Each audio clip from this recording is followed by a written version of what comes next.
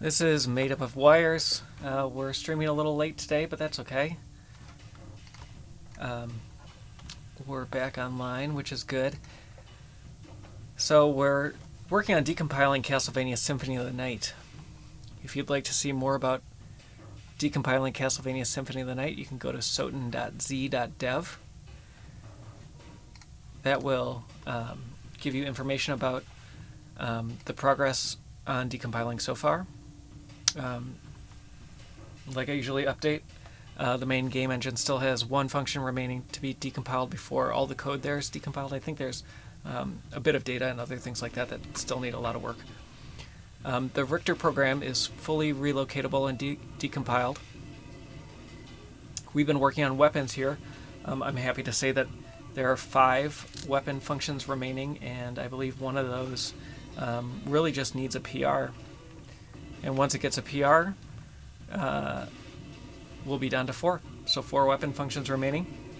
Hopefully sometime later this week, those will be done. And then we have a bunch of stages that have started.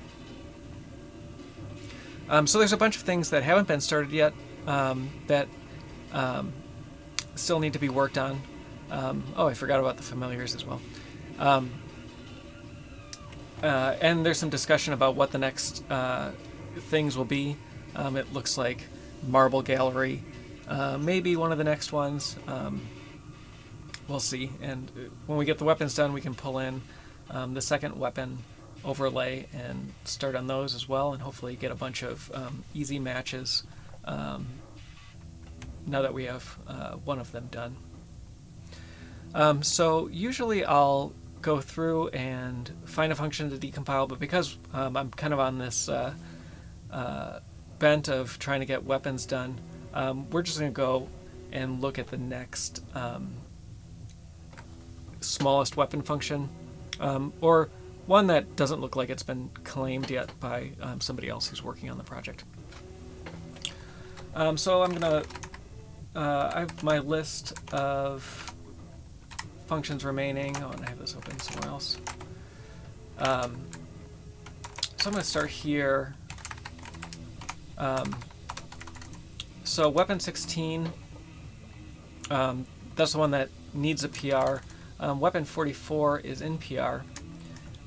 So of the ones we have remaining, weapon 1, which is one of the larger weapons, we can take a look at what that is.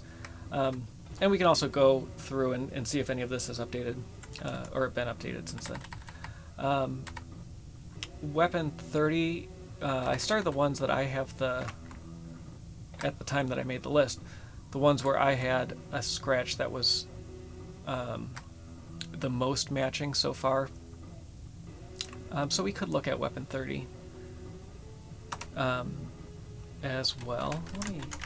So yesterday we were working on 48, and 44 is in flight. So let's look at this scratch and see. So scratches are workspaces in decomp.me. Decomp.me is a tool for collaborative editing. It looks like the link that I have is not to mine. Let's see if there are others. So it looks like Max is a little further than I am on this one, so I'm going to look for a different one.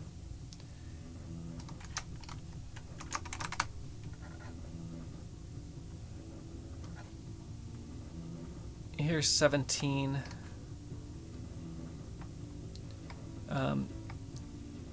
Max is a little further on this one as well, but not much. This might be a good place to look. Weapon 01.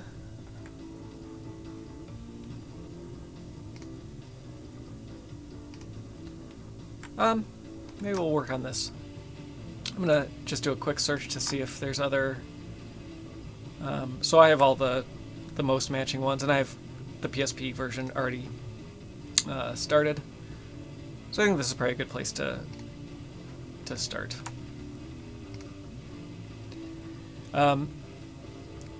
So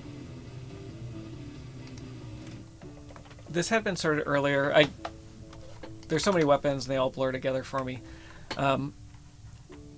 I can't remember if we worked on this on a stream earlier.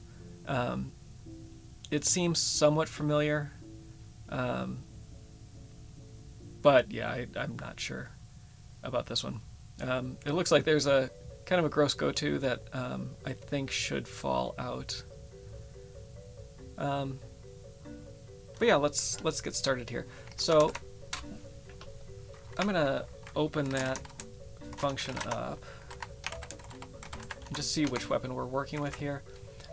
Okay, Knuckle Duster, Jewel Knuckles. Yeah, I do vaguely remember working in this space, but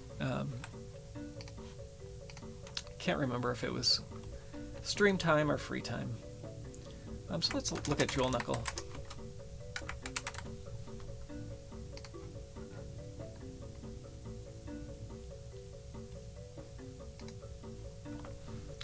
So sometimes when we're decompiling, we can look at some of the animations from the game and try to get a sense of what our function that we're working on might be doing. In the case of, it wasn't the Thunderbrand. It was, I think, weapon, was it 38? There was a very distinct, no, it wasn't the rapier. There was a very distinct slash pattern, like after image that followed, and two different weapons I know use that. And the major difference between those implementations, well, one of the major differences was the color that was being used. A lot of the colors for these weapon animations are baked into the code, and they're not separate color lookup tables. So I'm anticipating that we're going to see some animation here, maybe a little bit around this after image in the animation as well.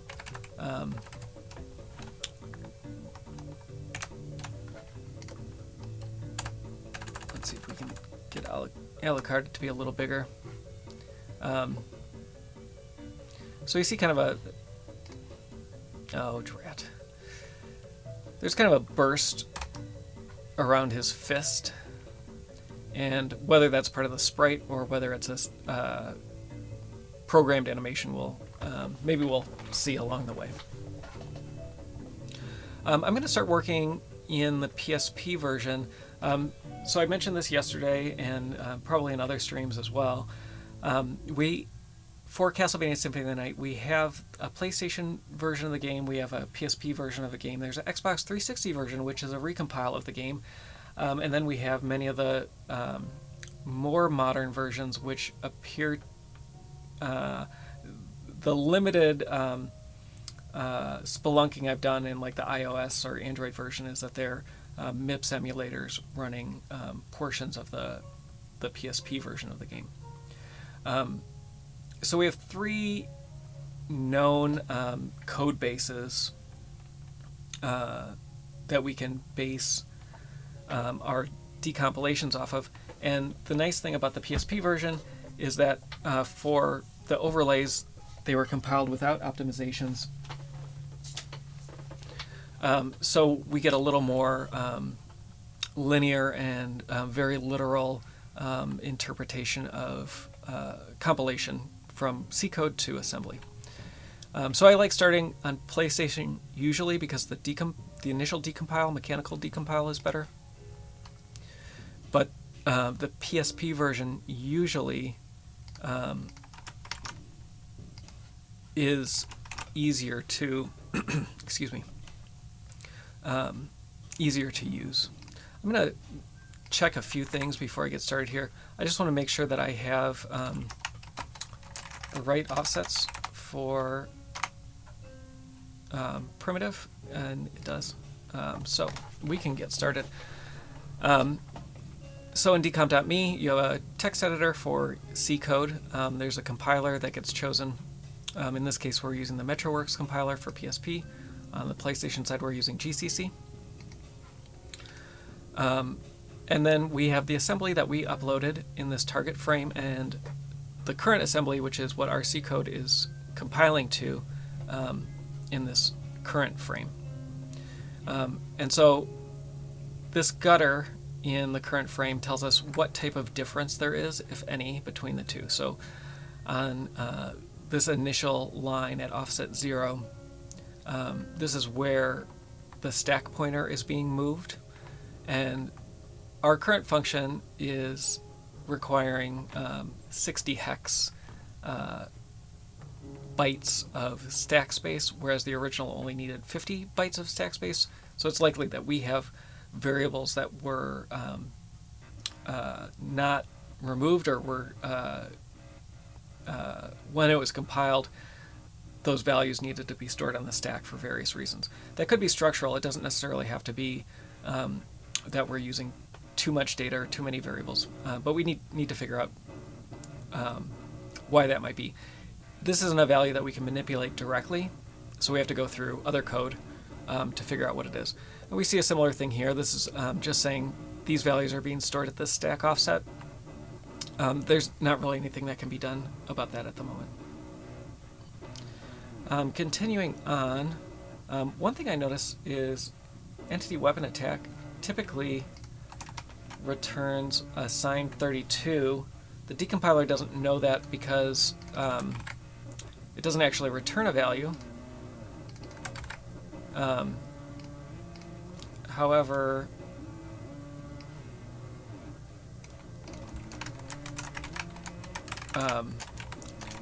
the calling conventions assume that it does. I'm going to just double check that.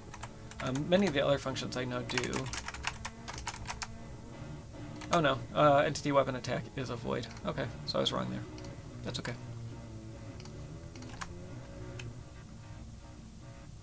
Alright, so we get a few warnings about variables not being used. We can get rid of those to get rid of the warnings, but it's not terribly important.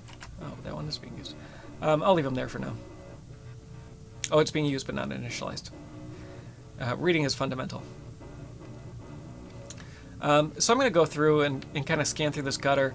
I'm not worried about R as register differences, so variables are being stored in different CPU registers than the original. I'm not worried about that at the moment because there's going to be other structural issues with this code.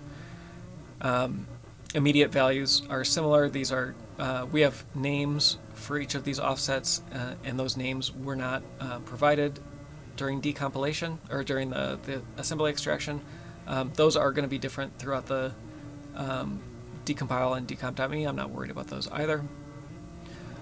What I want to find is the first place that we have instructions that differ. And so the first one is down here on line 44.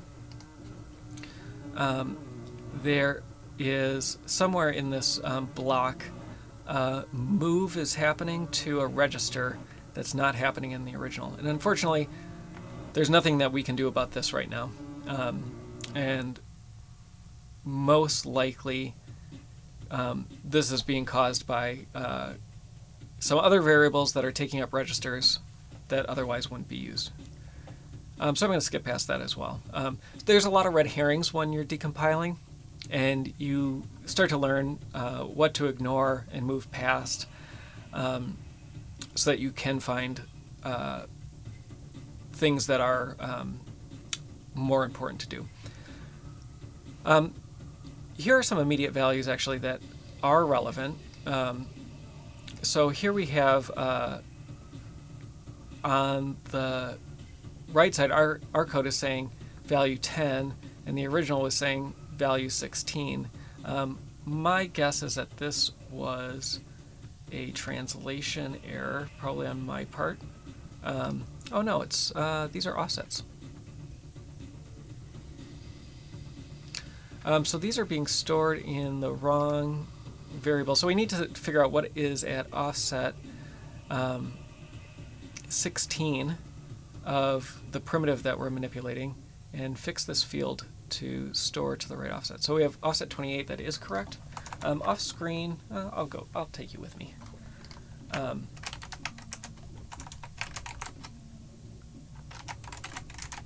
So we have our primitive structure, which matches the PlayStation 1 Poly GT4 structure. The difference between Poly GT4 and primitive is that some of the fields that are reserved or unused in Poly GT4 are repurposed by the Konami developers when they were making Symphony of the Night. All of our offsets here are going to be off by 4, so everything is going to be 4 greater than the value because there's an additional 4 bytes that are being stored here. So we need to figure out what is at offset 10, which is really going to be offset C. It looks like U0, which makes sense. B0 does not necessarily make sense here. And then down here, we're setting the constant value A0, or we're setting the constant 1A, but this has a 0. This may be a difference, and we can flip back over to the PlayStation version. I'll show you what I'm doing. So here, kind of backing up since I didn't have it on screen. This was assigning B0 when the correct field was actually U0. And I determined that based on the offsets of this struct and the offsets that are being calculated here in this store byte instruction. So the next one was down here. This load immediate, so a constant value, is loading A0 versus ours, which is 1A. So that's a pretty simple change as well. What I wanted to see is whether or not those values are, if that still works on the PlayStation side, or did the PlayStation do something odd, and this was a bug being fixed during the when the PSP version was being built. So the first one is this B0. Yeah, this was wrong to begin with. I'm not sure how this crept in there, but it should have been U0 from the beginning. And then the 1A, this one, so this is offset A2 versus offset A3. So this one looks incorrect, and this will actually help this quite a bit.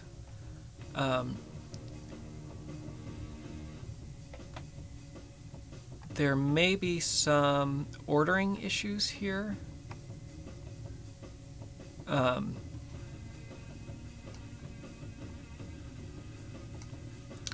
But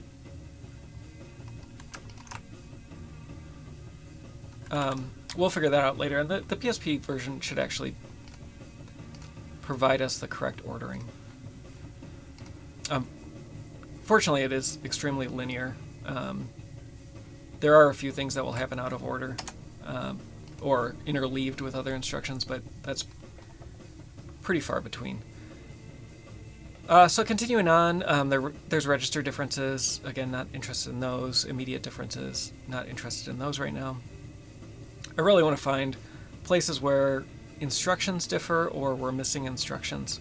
And if we're left with just stack and register changes, we can go through those and work those out. It's a little more boring to do things like that, but still necessary. All right, so down on line 118 or around 118. So here we're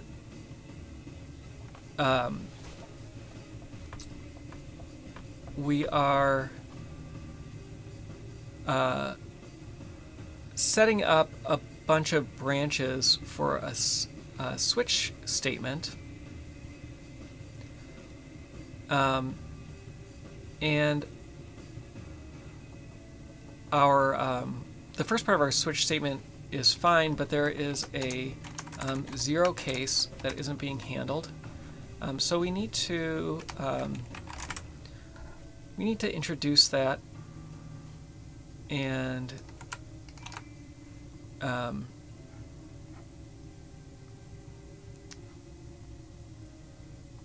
see if we can figure out what is happening there.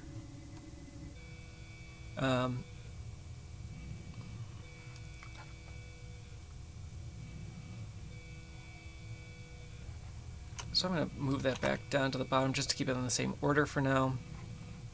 The compiler does rewrite it to put it at the top. We'll have to see if we can work that out later.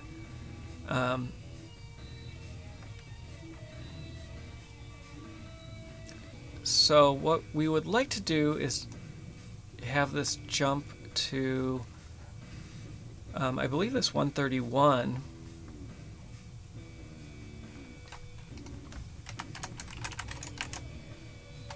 I'm going to add a default case here as well.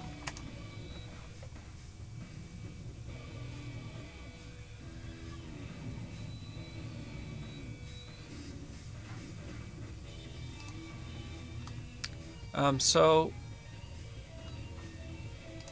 in both of these cases,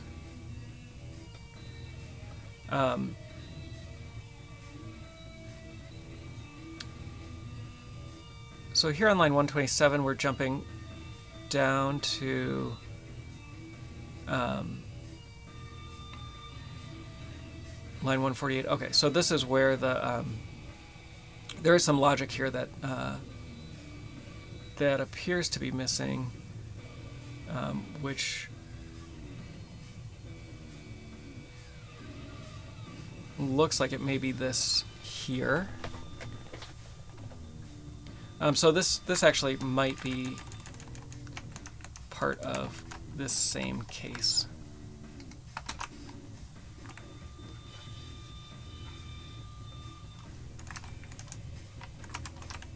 Oops, let's stay there.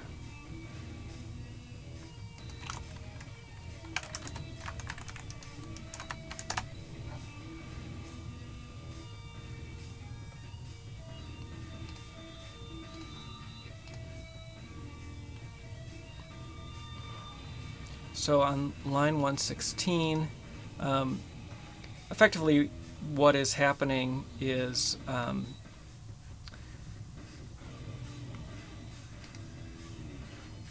where this function is breaking,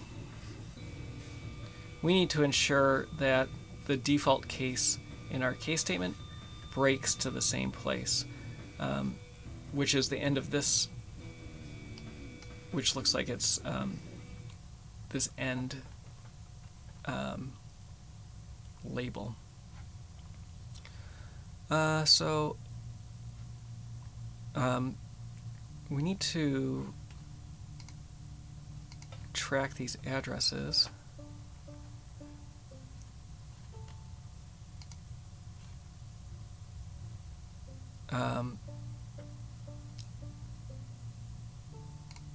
This branch to 54C is the one that I'm curious about.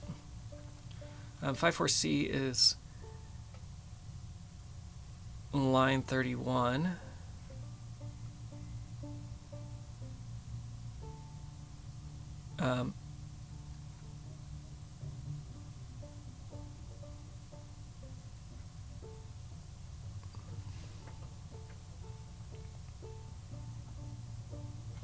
So it does look like this is a go to end.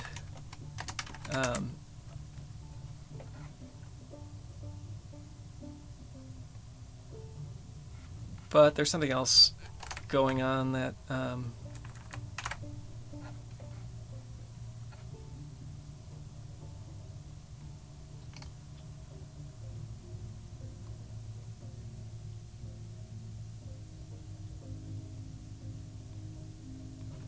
so we have this logic down here now where there is nothing that is going to be executing that. So we need to see what is getting us back to line or offset 550, which in ours is going to be,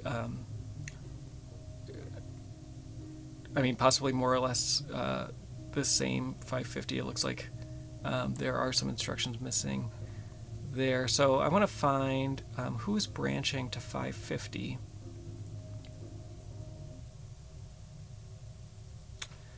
And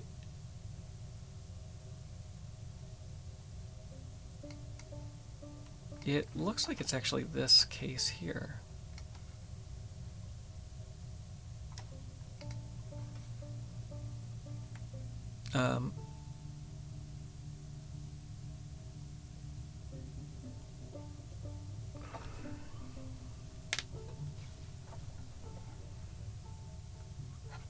Let me go back and look at the PlayStation Decompile. I like to look at this. The case statements won't always be decompiled properly, but I do just want to get a sense of what this logic was originally. So this is case 4 of the outer case statement.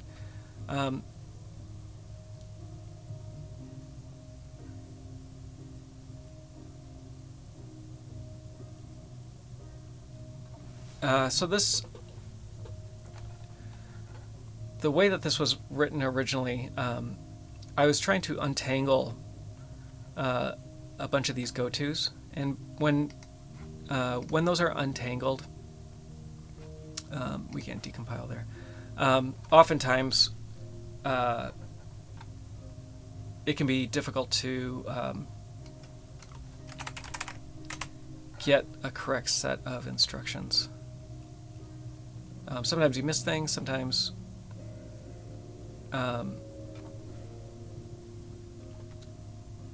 the control flow didn't necessarily work as you expected or intended it for it to work. Okay, so I'm going to look back here. Here we're saying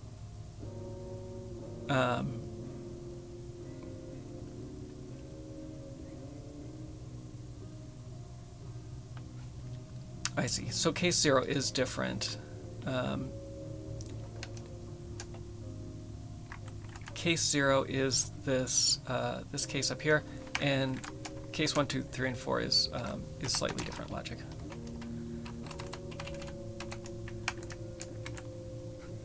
And it may be this logic here.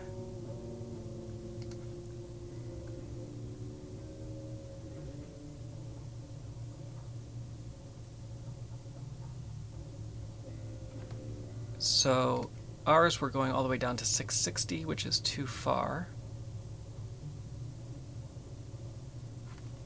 Right, because we don't want to go to the end yet. So let's see if this makes sense here. Oops.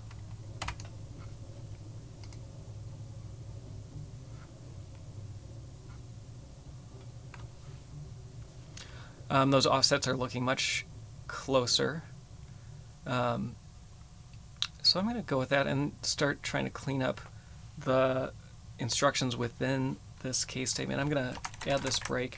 Now the go-to end doesn't make a difference here. There's something going on with this switch, which appears specifically wrong, because that switch won't ever do anything. But we'll get to that in a little bit. So I want to go back to around line 120.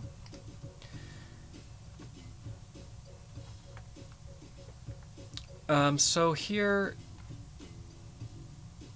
we're checking for equality against the immediate value 1. The instructions that were generated were an XOR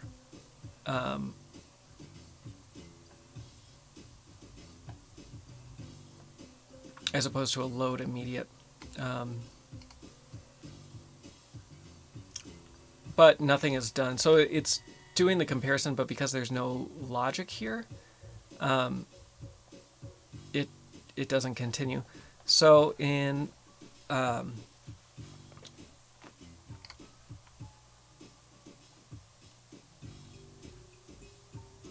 so here we're doing the comparison and jumping down if these are not equal.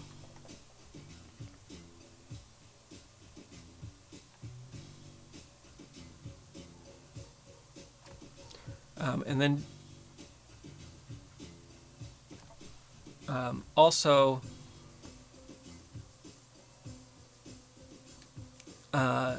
doing this next comparison. So I'm going to combine these.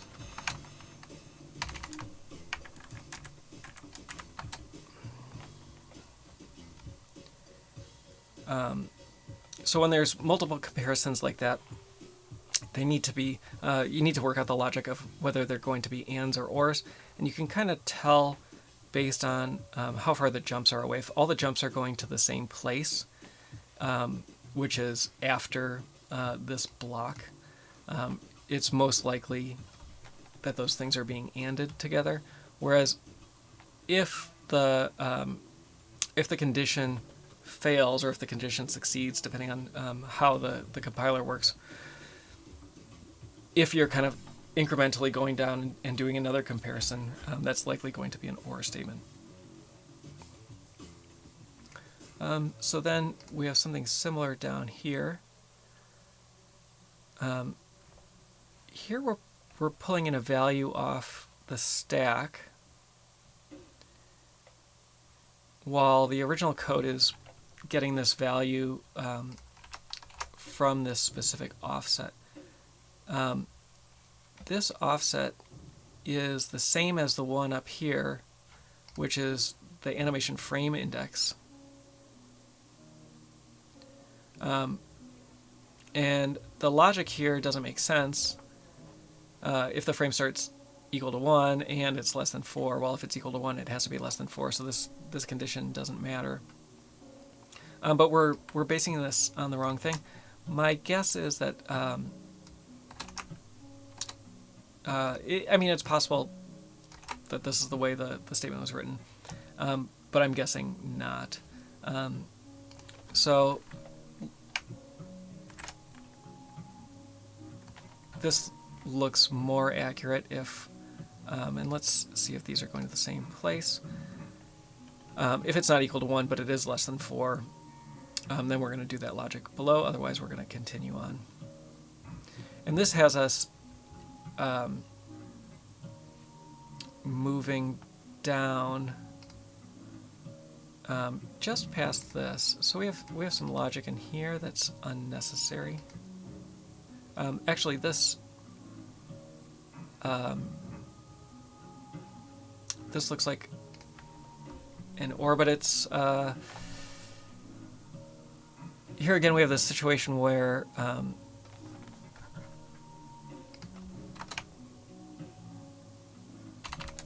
we shouldn't need to check if this is 3 because that condition already succeeds if it's less than 4. But let's try to get the control flow correct first.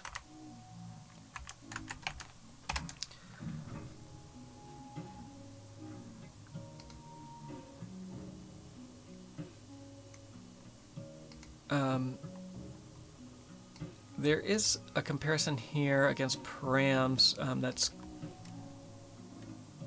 going to be missing. I'm going to put something in there to keep the structure and see where we are here. So this is saying we want to load immediate value 2 where we're loading immediate value 4 here. So it looks to me like this could be written as if it's 0 or 3.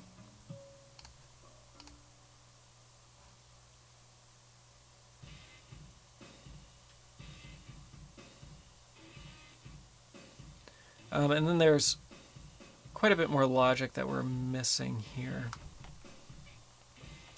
So we're loading a variable at offset 34.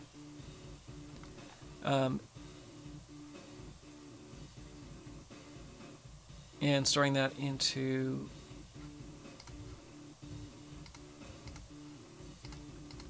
storing the value 1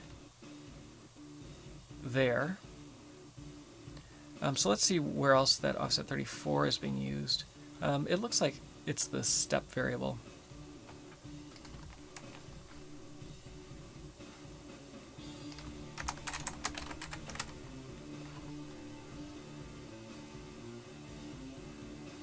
And we just need to make sure that even though they're different, our offset is being used the same way in both places to make sure that they're the same variable. So now we do have a branch, and so this is the else side of this function. And we should include all of this logic that's missing.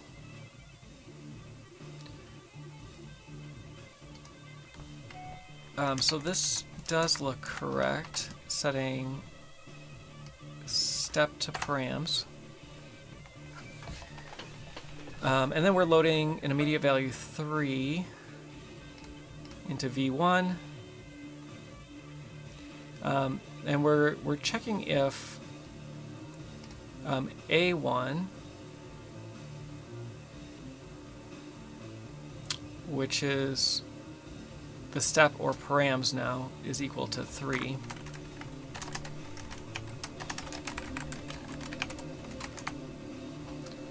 And if it is,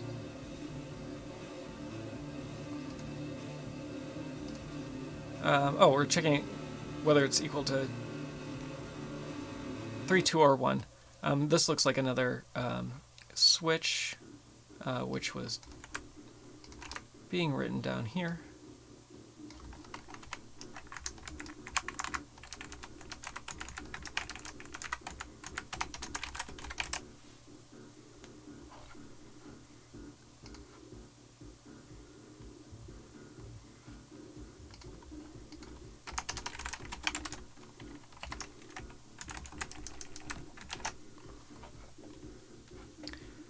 So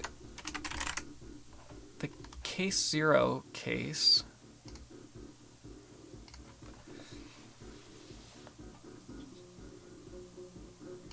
was going to 5e4,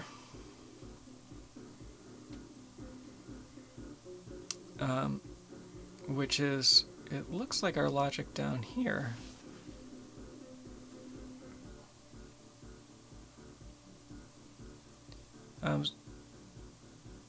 So let's go back up and look at our outer case statement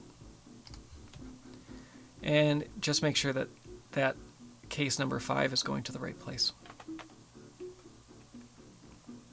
Oh, in this case, pun about case statements, switches. Our offsets that we're jumping to are in an external jump table.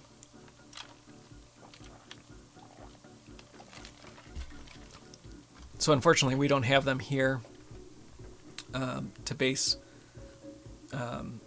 what this switch was on those. So we have to guess, or we could go back to the decompiled PlayStation version and check there. Usually when so it's possible that this case 5 didn't exist and was really just part of case 4 the whole time. Case 4 up here on 118. Every time we have a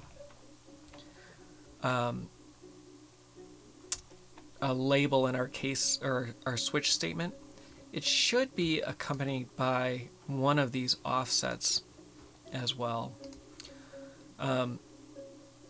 And that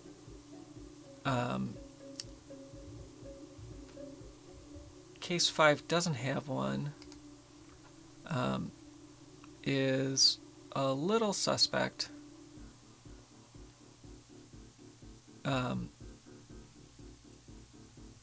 So either it's a mistake that it's there, or something was missing during either when it was decompiled and translated. Let's look at the PlayStation version and see if we can get an idea from that.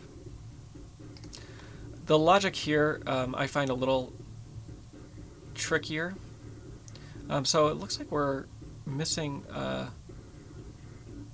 a load and then store down here that's worth looking into. But then let's go down here as well.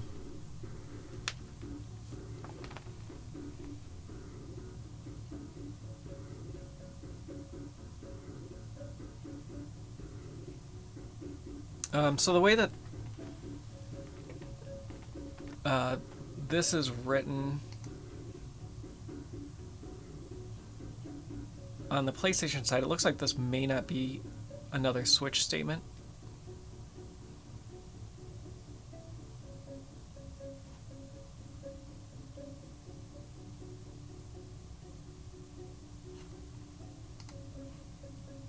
So that's worth possibly rewriting as just a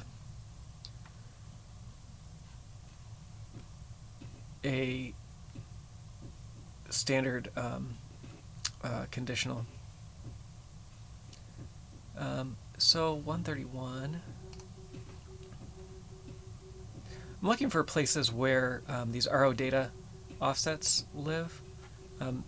Those are usually good indicators of where the switch is going. This is a little more difficult on the PlayStation side though, because some of these statements will be optimized out to share code, and so it'll reorder these. So it might not be the best way to view this at the moment. So something like this, for example, on line 145 here, we're comparing the frame index against 1 and 2. If it's either 1 or 2, we're going to set this up to 2.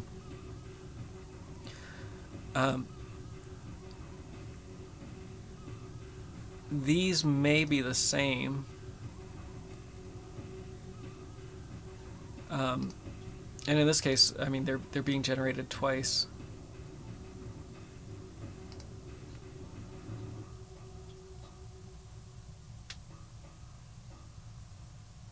Looking at how this is being compared,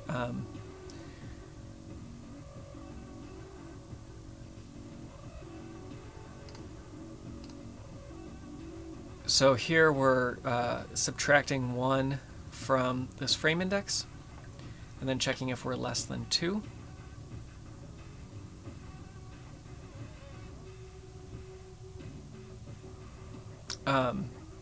That's an optimization that GCC will do.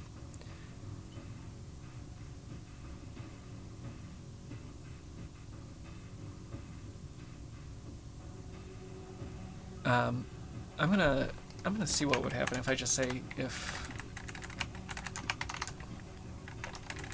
these are equal to 1, 2, or 3.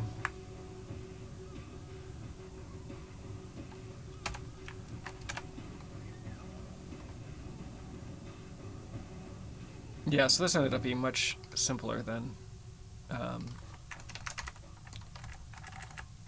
was originally decompiled.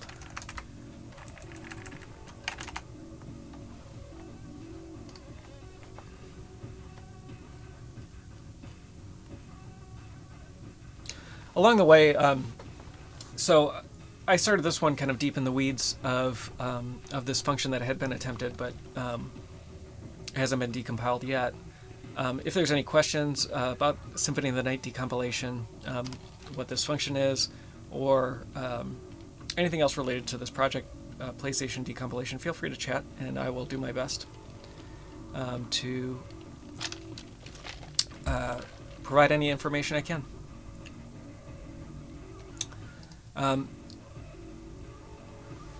So the PlayStation version of the game is compiled with GCC with standard optimization. And we'll often see things like this. Our version is loading the immediate value 2 to register T3 when this branch occurs. Actually, it's loading it regardless of whether or not the branch occurs. And that's because the compiler has looked at this and said, I can use this register value regardless of whether the branch goes one way or the other. And so I want to load it because the instruction immediately after a branch is always executed in MIPS. So this instruction is here, whereas the version we're targeting has a no op, which means the compiler couldn't figure out an instruction that would be good to execute regardless of the direction of the branch. So there's nothing we can do to get rid of this because it's an optimization that the compiler made based on the rest of our code. We can't target that instruction directly. So what we need to do instead is, same with this load immediate 1 versus store this value in offset 10 of the stack. We need to figure out what further down is causing that, and usually it's either our condition isn't correct, or we're doing things out of order. There's a bunch of different reasons that could cause that issue. This does look like it is more accurate though, so I'm going to take that back over and see. So we're at 90% on the PSP side, and that gets us another 0.4%. So we're kind of moving forward a little bit. I know that reading through assembly logic is not necessarily my strongest asset or contribution to the project. So sometimes working out these conditions can be a little more difficult. So I'm going to go down here and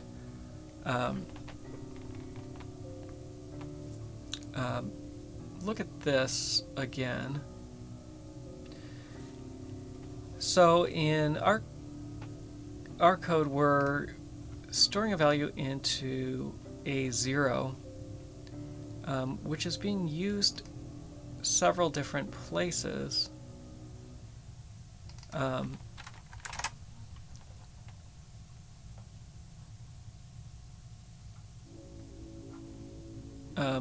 But it's not being used the same places that it was being used in the original. Biz Murphy, who's often on the stream, pointed out last week that on the PSP side, MetroWorks in its unoptimized mode typically will assign a register to a variable and reuse that throughout. So we can look at where this A1 is being used and try to determine if we're using the same variable throughout. And so what I like to do for that is start at the line that we're looking at, which is this line 131.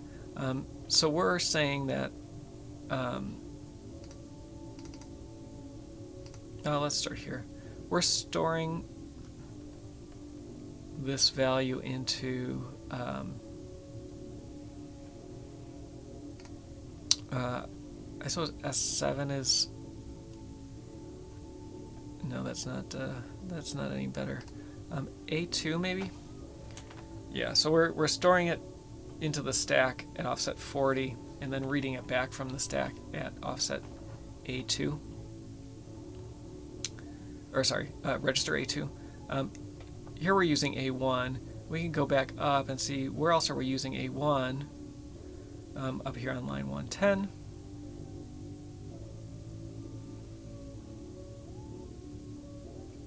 In this case, this is based on the player animation index, which makes sense. So it's likely that this is doing more checks on this animation index. And maybe that this is a very similar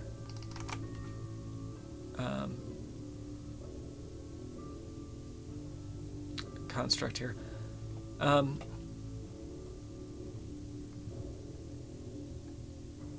So that wasn't it. We could also look at this offset 3e from the stack pointer. And are we using that consistently throughout? We are. So on 118, that is params. So I'm going to switch this back to params for now. Let's see where else that's being used. Up on line 101, also params. On line 73, params.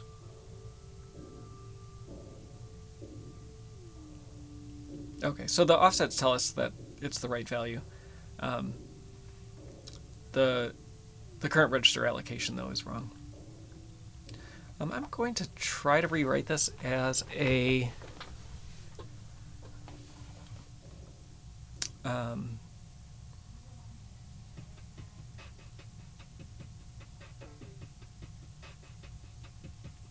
oh no, I'm not actually.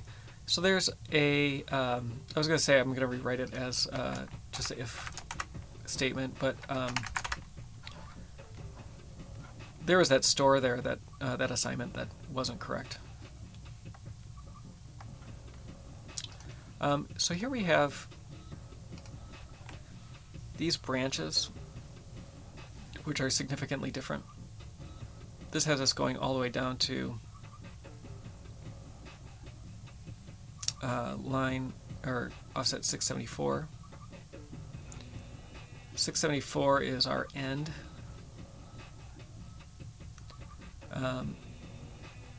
So it looks like in this case we should be breaking.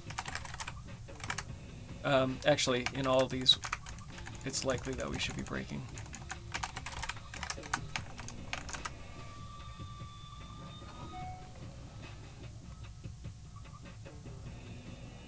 So that was missed earlier. So now there's a bunch of immediate differences and register differences. I'm still not concerned with those. It looks like those statements might be set up correctly, and I'm going to take this over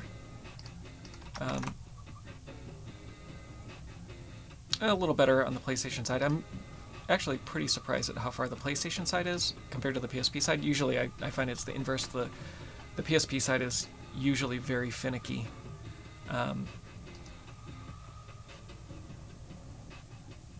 Kind of walking down.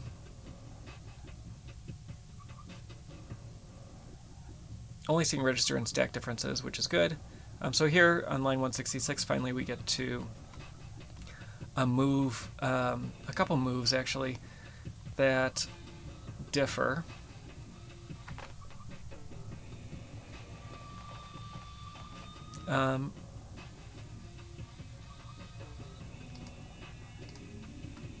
So we're loading these values. Let's look at their types. X offset and Y offset. That seems correct. What I'm curious about is why they're loaded into S6 first and then loaded. I need to get back to where it was. They're loaded into S6 and then loaded into S1.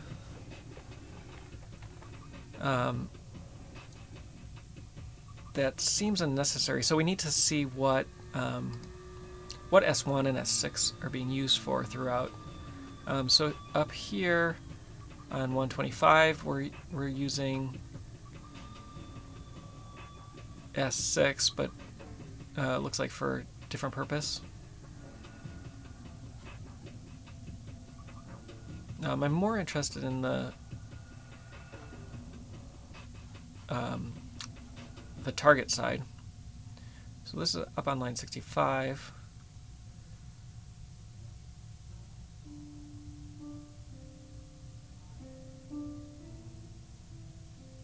So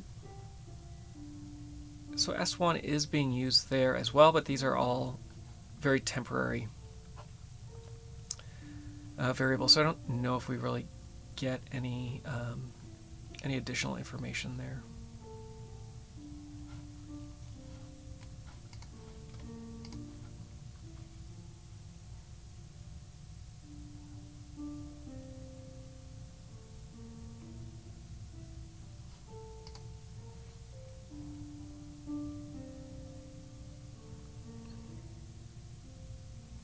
The other thing to look at is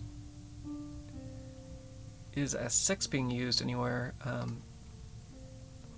So S1 down here, for the most part we're using it in the same ways. I do see that here there's S3 that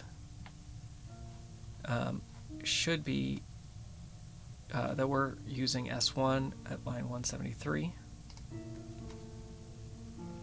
Sorry, line 172. And S3 is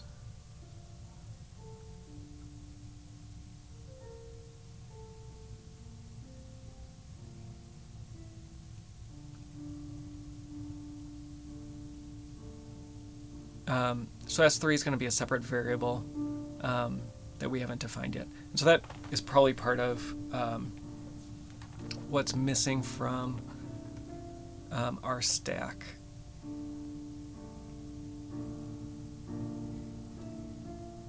And this is a pretty common for these weapon functions to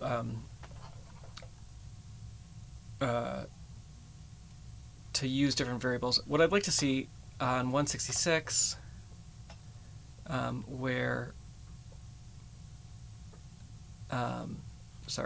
172, where this S3 variable is being set.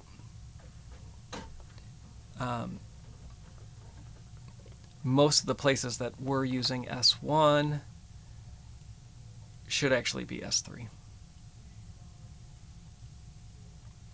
So we do need a new variable, and we need to kind of go systematically then and replace those as we go down.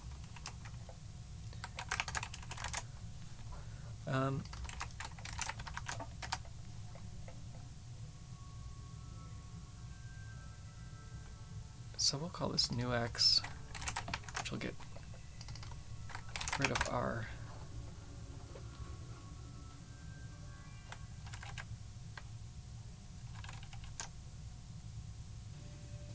And then basically most of the places that we had X offset before,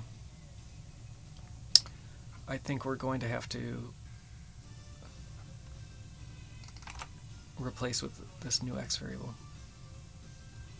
And unfortunately, this is going to get worse before it gets better.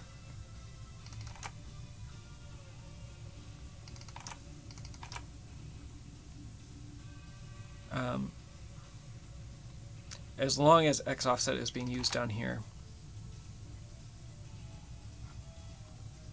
And likewise, probably Y offset versus new Y.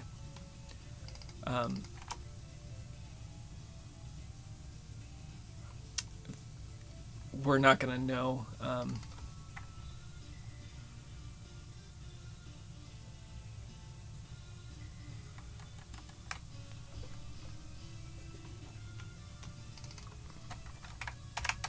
if that was the right change or not.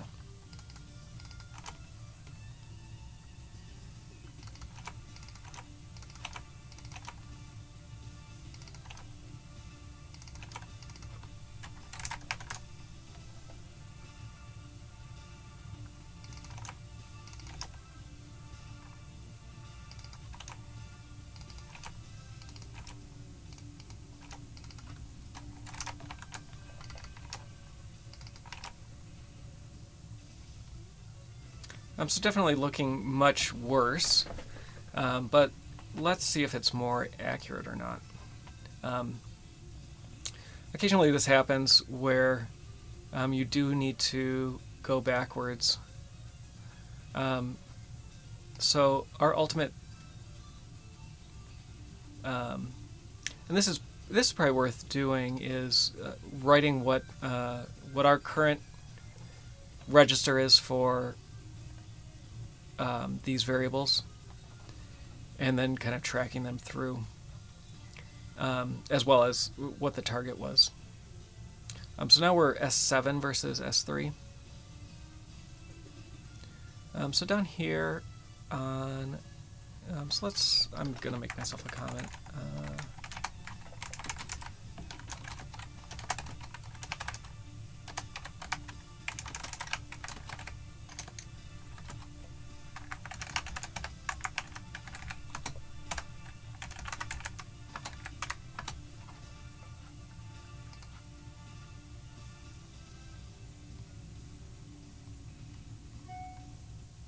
So this looks like it's being stored in S1 for now. That's probably going to change along the way. And let's look at X offset and Y offset as well.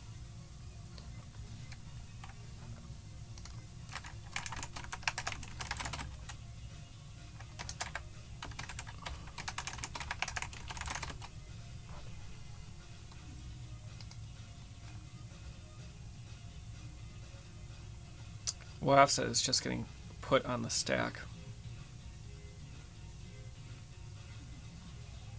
So we can't do much about that at the moment. Okay, so I'm going to specifically track S7 now. It's not the same as the target S7. It's unique to ours. So we'll go through and see where things are right or wrong. So on 186,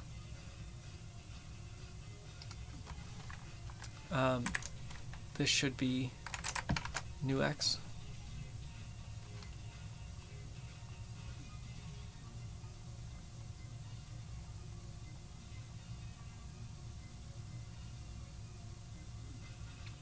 It is being sign extended here. Let me make sure it's the right type.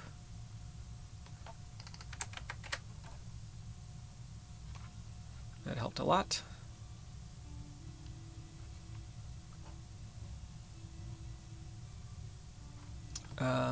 Okay, so that one matches.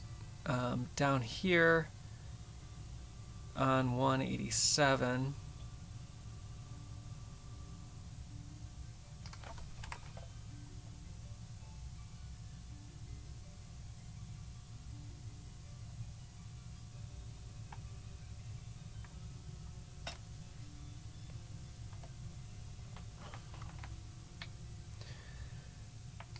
so the current value of V0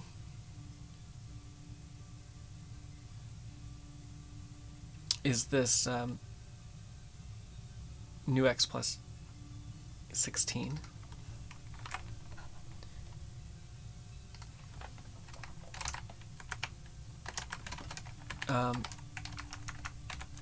This may optimize to the same thing. Looks like it's doing it again. So let me see if this, and I do want to keep tracking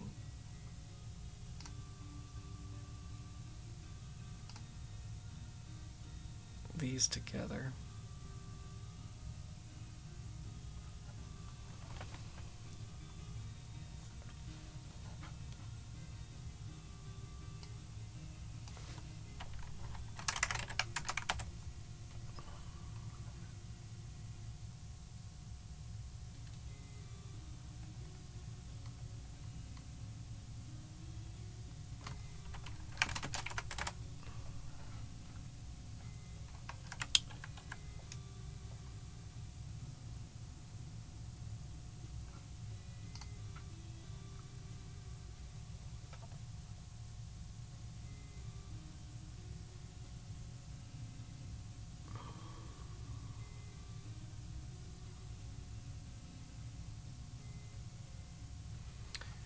So we're adding another, it looks like adding 16 again.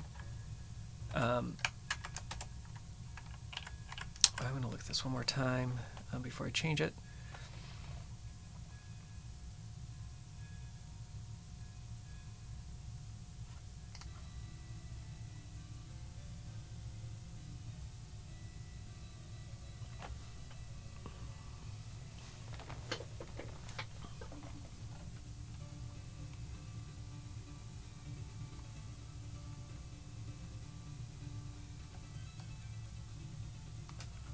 So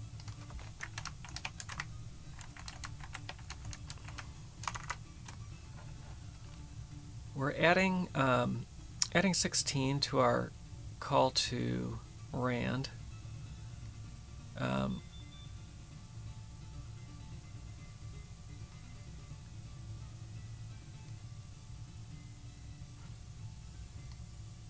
But then it looks like subtracting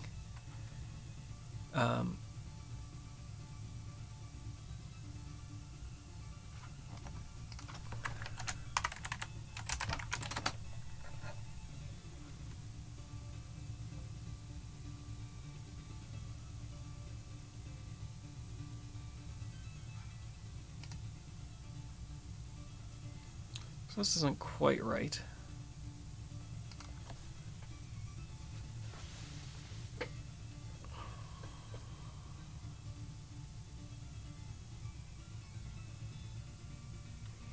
I see. This is getting stored off in offset 30 on the stack, and so we need to figure out what that is. 192 is using that value again. It looks like it's this x value, so I think there's just too much happening here.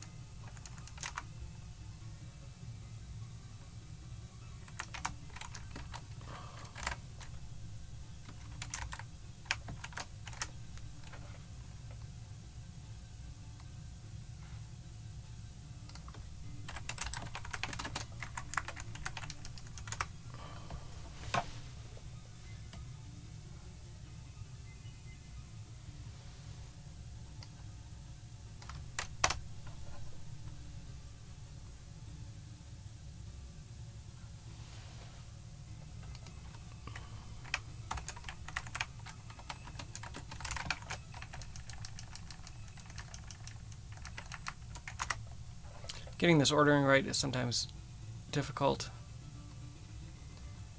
So this is getting closer. So we're storing this in one more place, which is offset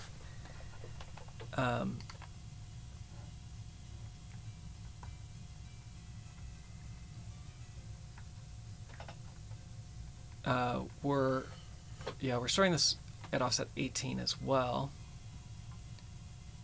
Hey, Nate the Great, good to see ya. Cheers. A beer sounds good right now. So let's see what's offset 18.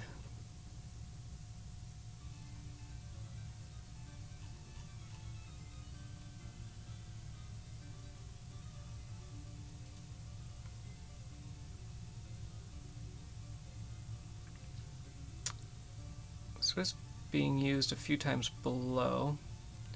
Our logic in this else condition is likely going to be largely the same. Typically these are just inverted in some way. So example, this is probably the same except it's subtracting 16, and likewise this is going to be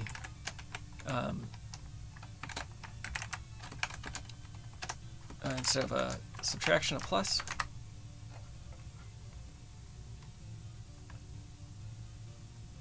And so then in both cases we still need to figure out what this store is here that we're missing. Let's scroll down and see where that value is being used. Coincidentally, we're loading a value at the same offset on line 212.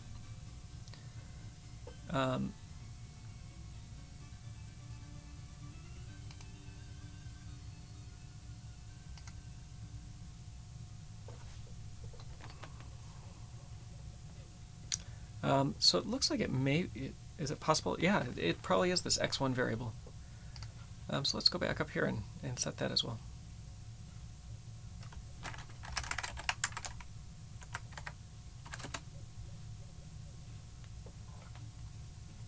That looks great. I'm not sure why this is coming up as a bar. Oh, I do know why that's coming up as a bar. I was reading this as storing something on the stack, but really we're storing something at an offset of a register. S0 versus SP. SP is the stack pointer. We want to be offset from this primitive value. This one is the PSP. It's not for an emulator.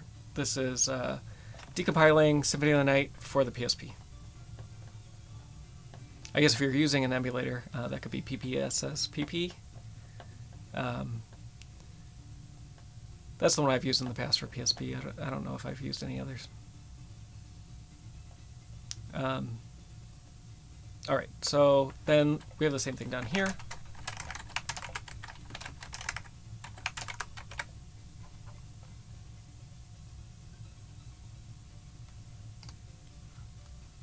I've actually not, we don't have many things compiling yet into objects for the PSP. There is the warp room, and I believe the bat familiar.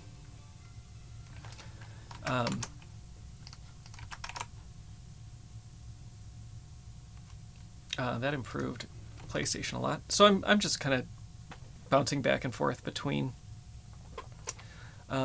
PlayStation and PSP.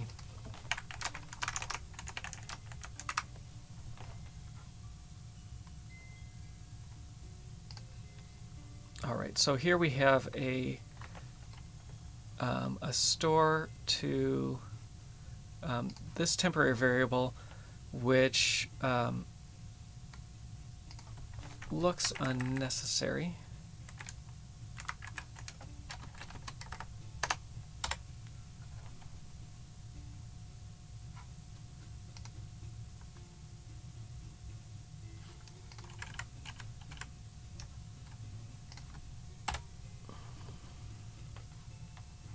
I'm going to check this register while we're here.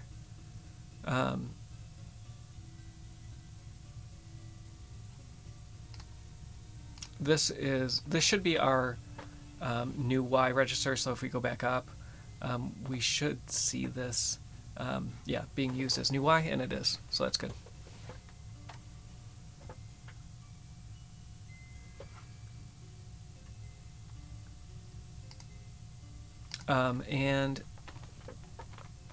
This is being stored directly to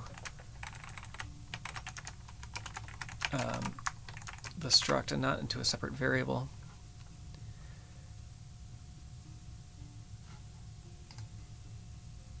And then that's being loaded back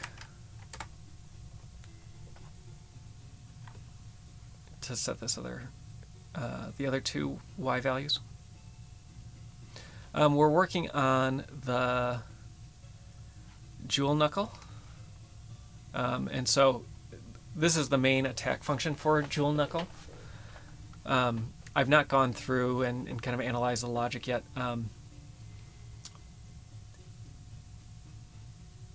It's uncertain yet if this is related to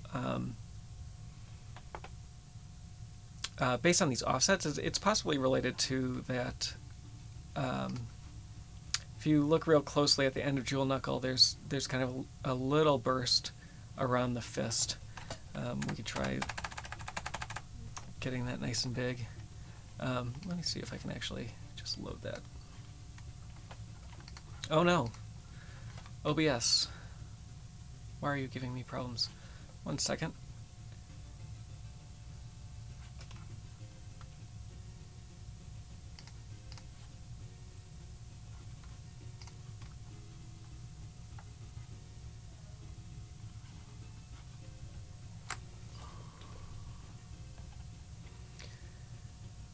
For some time, the screen hasn't been updating. Nope, that's not the right one.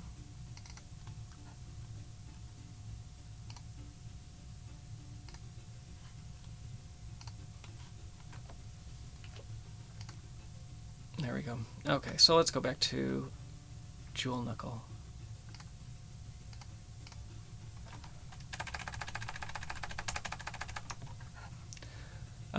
So there's a little flash at the end.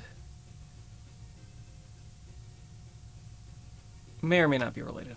I don't know.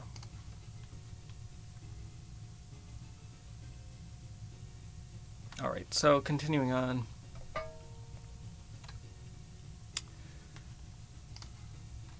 And sticking with the PSP side.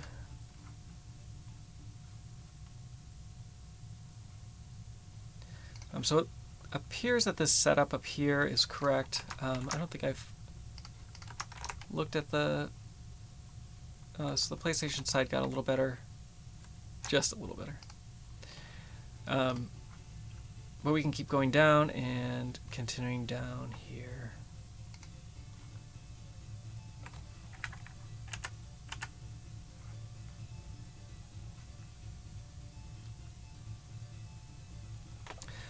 So here we're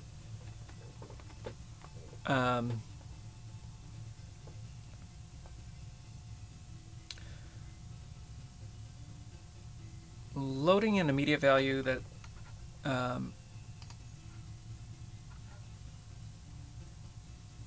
ends up getting stored on the stack. However,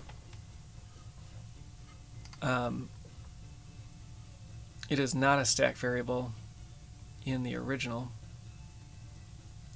So down here on line 207, it looks like we are using the correct, or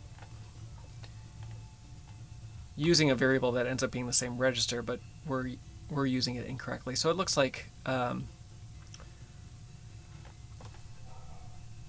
this O value is one of the arguments to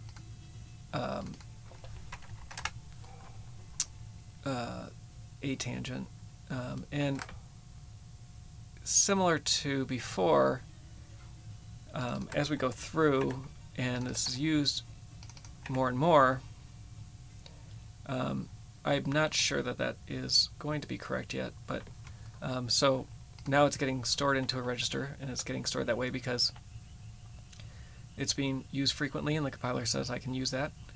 It looks like I chose the wrong side of the arguments, though, and it should have been the first argument.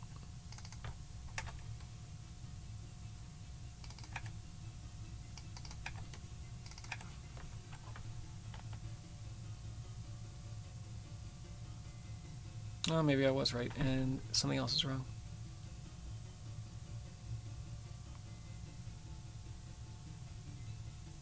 Oh, it's not... I misread that. It looks like it is an argument to cosine.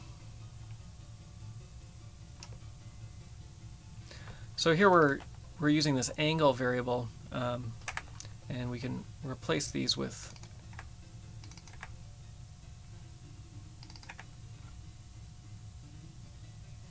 that value.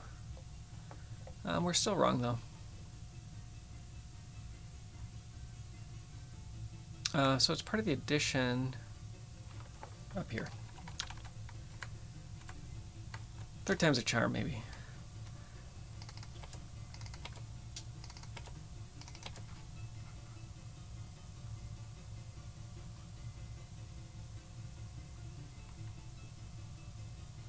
So going back,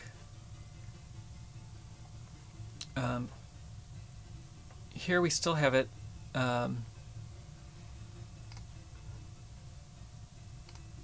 being loaded onto the stack, which we don't want. But eventually it is stored.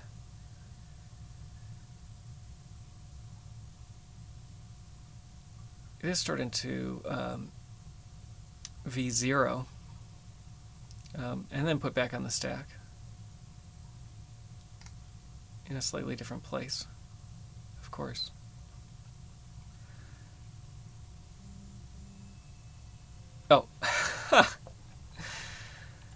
I typed numeric 0 when I meant the letter O.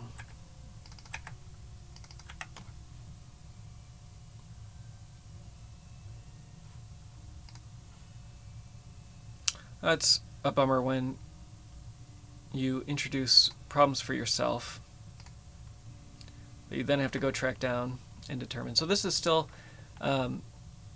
getting stored off into the stack on this var 0. Var 0 is not being used, which is why it's being put onto the stack. It looks like this variable is superfluous. And we now have the right location for this. So that helps a lot, and it looks like that's helping clean up the stack as well. We don't necessarily have these problems on the PlayStation side, because if there's an assignment to a variable that then is never used, the PlayStation GCC optimizer will come through and say, here's a store that's never loaded again, and it's private to this function, so it'll just eliminate it as dead code.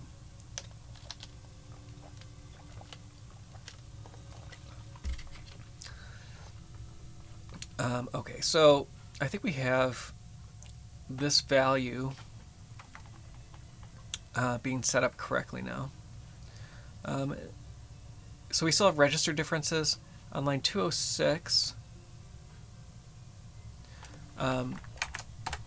This looks like a subtraction. Not there. Possibly here. Not there. So one of our I could pay attention to what it is. It looks like x is being negated. Down on line 207, we're loading this value from the stack, but the original is using S3, and we have an S3 that's being used similarly. Oh, this was a miss.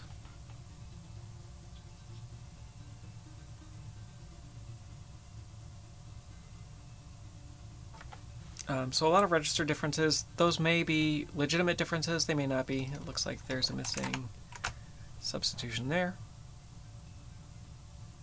Nope, not that one. Here? Yeah.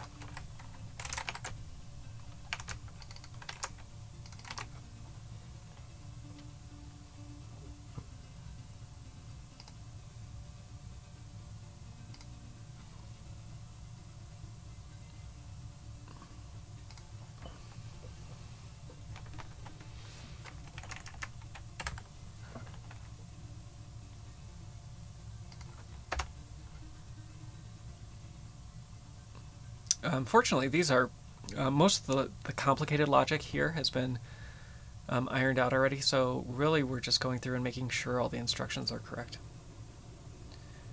There are register differences, which could be variables that are differing, but I'm not too concerned about those at the moment. Line 220, it looks like we're negating the wrong side.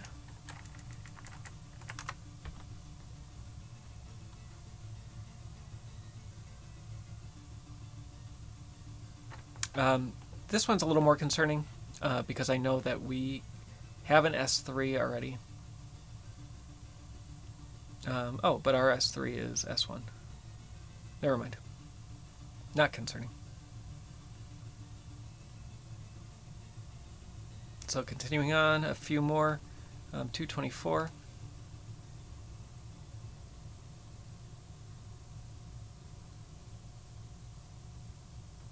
So we have a move here, and we're putting basically the value here into back into S1, and we need to go up and figure out what the compiler is using for S1, because that's going to translate over, and it looks like their S1 is our S2. And we don't have that same store, so we need to. There is some issues that I see here. We're using S2 here, for example, and they're using S7 over there. So we do have a mismatch between, or we're mixing up S2 and S7 registers in some places. So we need to figure that out. So let's look at this. Actually, let's go up here. So S1 appears to be our width, and we're using S6. And so then on line 220, for arg1, this should be the width. And I'm assuming that that is going to be the same throughout. I don't think that's going to get us any closer, but it will correct several of these lines and get us closer to a match. Actually, this may be something that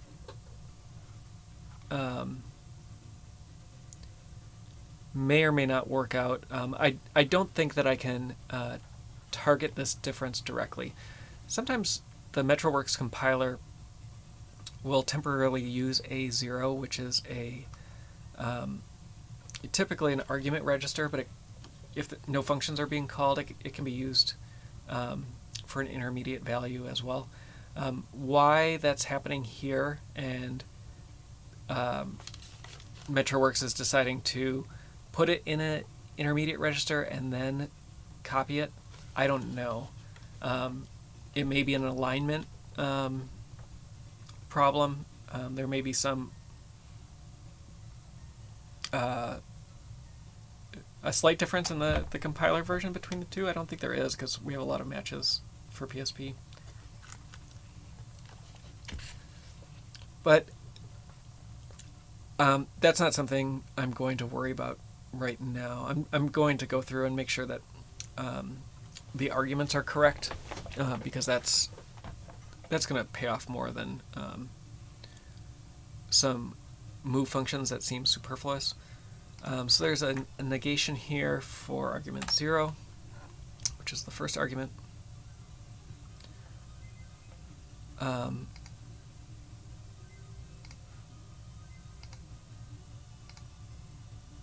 So here I want to track S2 again, just make sure that it's the same as S1, and see if our S1 is the same as S2. So we're using S6. It looks like our S6 is tracking with S1 more closely.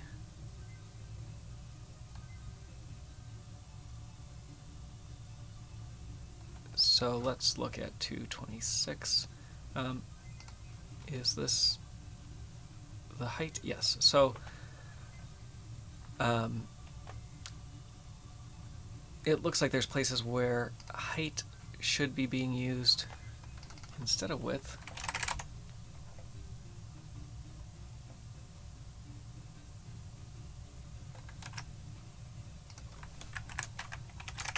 No, I don't think that's going to be correct. No.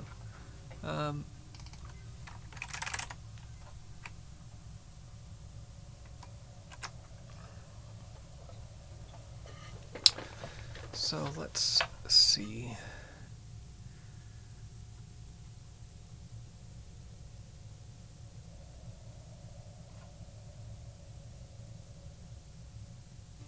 So S2 is being loaded into A2, and then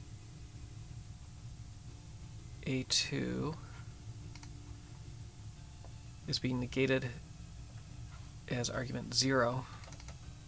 So that does seem correct to use the height there then.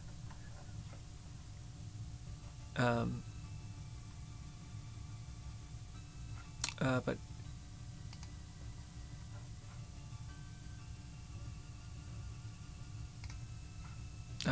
no, it looks like I'm misreading. This should be the same as S5.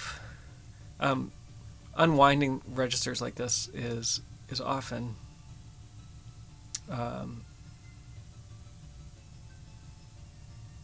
just a painful process.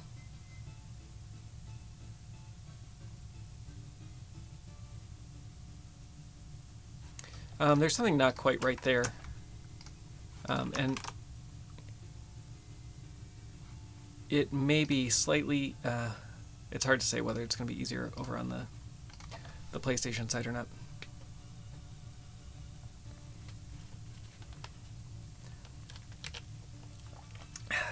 Yeah, I would, I haven't looked at the arbitrary code execution glitch yet.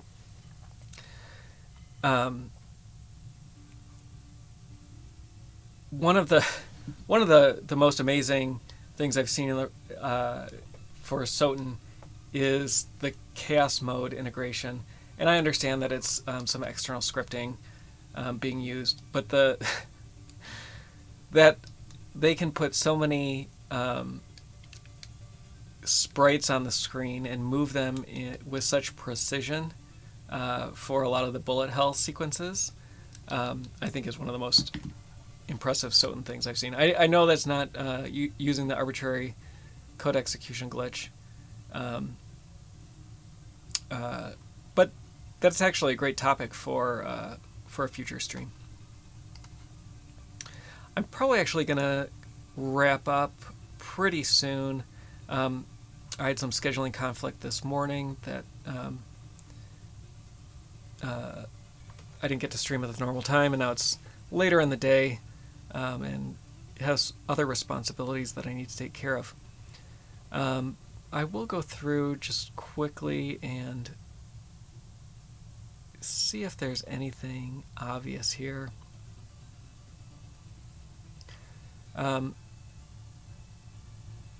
This is somewhat interesting that S5 is being used up here.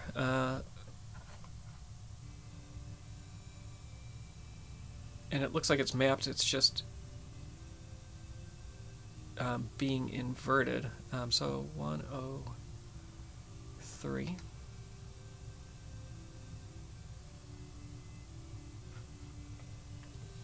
No, it's being used for this, just a temporary variable for this field.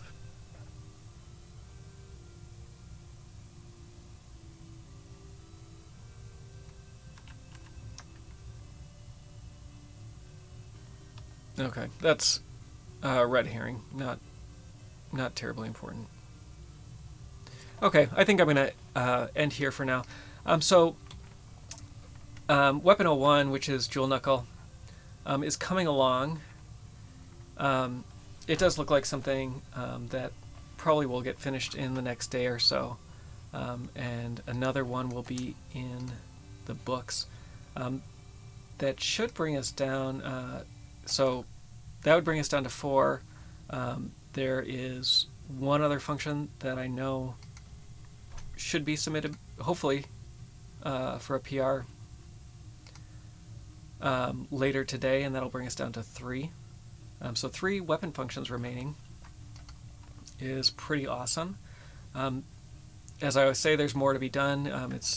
Weapons aren't going to be fully relocatable just because we get the code finished, but it is getting closer.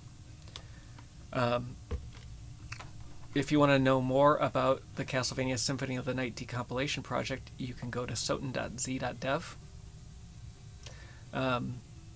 If you want me to focus on certain topics or other things like that, I think the arbitrary code execution is a great topic, and maybe I'll plan something for Thursday on that. Thursdays I like to do things that maybe are a little different, and not just the standard ongoing work. So looking at that, I've looked at some of the randomizer stuff in the past as well. So maybe I'll plan something for that on Thursday. at SOTN.z.dev, you can find a link to the GitHub page where all this code will eventually be submitted and checked in, and you can see all the things that we've decompiled, or you can go there to get more information on how to decompile. Not just SOTN, but lots of other PlayStation games. There's lots of references there, and it's a pretty active community. If you want to engage and ask questions, do whatever, you can hop on the Discord server. There's a lot of people there talking about ROM hacking, decompilation, tooling for the project. We have an increasing amount of pretty cool tooling that we use to be able to rebuild and get bit perfect matches. And if there's any topics, please chat. If you liked what you see and want to see more, follow. If you want to see old episodes, you can go to YouTube, where I periodically upload old streams, and tend to post them here as well on Twitch. And I got nothing else for you, so have a great day, keep compiling, and hopefully we'll be at the Reverse Castle soon. Adios.